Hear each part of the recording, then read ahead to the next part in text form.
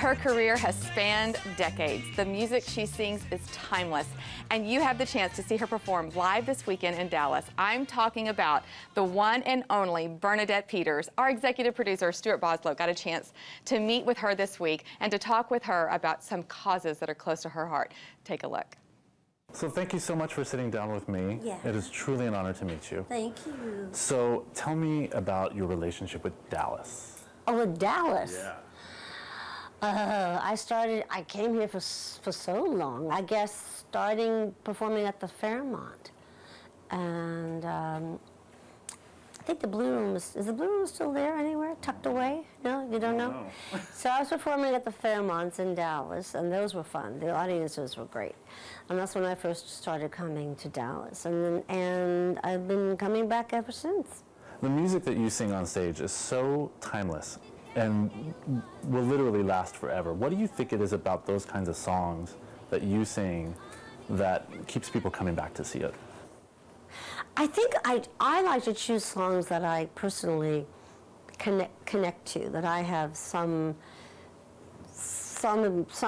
going on with. So if I'm connecting to it and experiencing it in a new and fresh way, well, hopefully I try to every time, then the audience is experiencing it for the first time in a new and fresh way. So what are they going to get when they come see you this weekend? Well, I'll be singing Rodgers and Hammerstein, and I'll be singing When You Wish Upon a Star, and Fever on the piano, but I don't play the piano, I'm lying on the piano when I sing. And then I do Stephen Sondheim, because I love his music. He writes the music and the lyrics, and Almost like he writes it for you specifically. well, he says what he really wants to say in each moment of the song. And I choose, there are many of them are songs that I just love hearing, the sentiments, No One Is Alone and Children Will Listen, and things that we're so little to be sure of, things that are connect and are important. So now off the stage and off the screen, you are incredibly involved in animal rescue groups. Talk to me about Broadway Barks. Well, Broadway Barks is an adoption event that we started. This year will be 16 years, if you can. And it's you and Mary Tyler Moore, right? Mary Tyler Moore and I started it with my assistant Patty Cicenti and Richard Hester.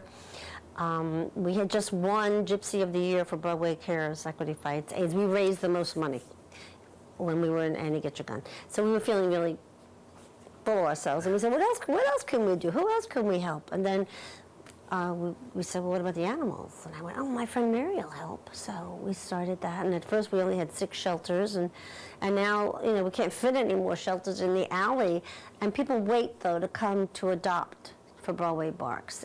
It was the first time that the rescue groups worked together, and now there's something called the Mayor's Alliance, and they're all working together, and they're all getting it's very important to adopt a shelter animal, because they're just homeless, they're great animals, and they know they've been rescued, and by getting them more and more adoptions out of the shelters across the country, you get the euthanasia rate down, which is what you want. What is it? Why is it so important for you? I mean, what is it about animals that draws you to help them? Oh, well, I've always loved them, and they're sort of, again, they're the voiceless, and I'm sort of the voice for the voiceless in that arena.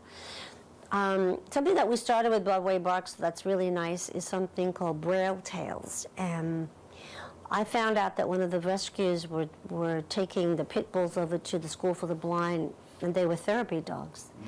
And so the young lady that was going over to do an article on them said, well, your books, my children's books, I have 2, are not in Braille. So she had some made in Braille, and she brought them there. And Bill Smith, who runs Mainline, is actually the guy that got Oprah to do the shows on puppy mills. He said, this is a great idea. So we joined together, and it's called Braille Tales, and we take children's books that have to do with rescue and put them in Braille and send them to schools across the country, because, and I said, are these numbers right? But they are. 90% of blind children can't read because there's not enough teachers and not enough books. And that's sort of another group that are falling between the cracks. Yeah. So I think it's important for all of us to pay attention to where things need our attention, basically. So now you and I have a very good mutual acquaintance, mutual friend, and Michael Urie, who's a local boy. He's from the DFW area. What, for him, now he will probably hate me, and I don't know if he's told you this, but you were his idol when we were, when we were growing up.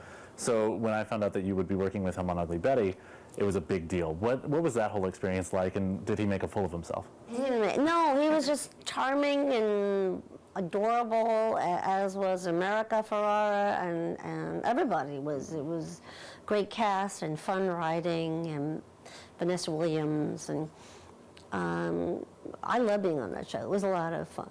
And apparently Michael was telling me he was trying to think of storylines where he and I could It's probably I think have an affair or something like that. I don't know. You know, his first car was actually named Bernadette. Really? Yeah, and he's going to kill me for telling you that. How yeah. cute. What if he ever wrote me a letter about Probably. that? Probably. I have to ask him. So, and you've actually roped him into doing some of the animal stuff, and you were instrumental in him getting his first dog. His first dog. Yeah. He said, I'm looking at Ugly Betty and I'm bringing dogs into him, you know, say, how about this one? How about this one?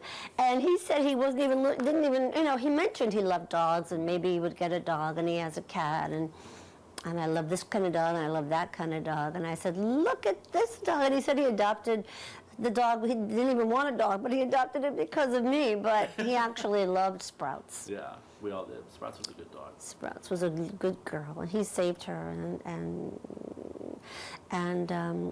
then she unfortunately, I guess, passed away, got old, and so then we were looking for another dog for him, and I sent him to another rescue, and he's got another female named President McKinley. There you go. That's so cute, with big ears. Well, we are so glad you're in Dallas, and we hope you come back lots of times. But before I let you go, I have a couple things that I need to give you, because I also hear that you have a birthday coming up.